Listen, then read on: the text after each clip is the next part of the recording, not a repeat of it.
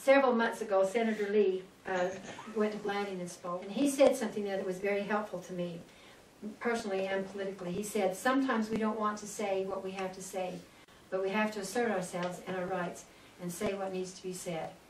And so some of the things tonight are things I feel are important and need to be said, even though they're not real pretty sometimes for other points of view.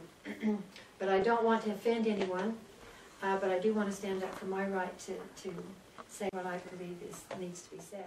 One of the things that I find is going on since I have filed is there's some people who've been promoting the scare that because there's 3 of us running now. There's Mr. Gray Eyes from Navajo Mountain running on the Democratic ticket, and myself, and the current commissioner, that with the 3 of us running, that we will split the vote on the northern part of the district, and the Democratic candidate from the southern end of this district will automatically win. And I disagree with that scare tactic, and I disagree with that whole idea. I looked at the previous elections and returns and the way things have done. Mr. Gray Eyes would have to get 100% of the vote in Ojedo and Navajo Mountain, and the current commissioner and I would have to split 50-50 anything in the northern part of this district in order for that to happen.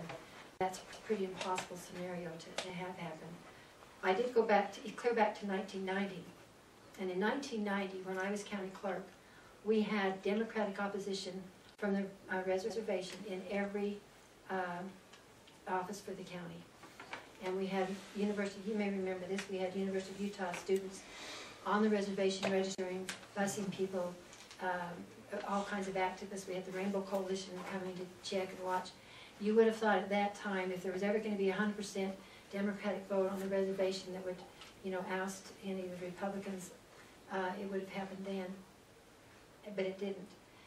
We still got 25 to 30% of the votes on the reservation, even though the majority is Democrat down there, which is fine. But they vote their own way as well. They don't necessarily vote in a block. So I don't think that we need to really worry because there's 3 candidates. I think it's a good opportunity to you have 3 choices instead of just the one. Registered voters in this district, this is kind of a surprising thing, and it was to me when I looked at it. There are 298 registered Democrats in this district. There are 850 registered Republicans and 1,531 registered unaffiliated voters.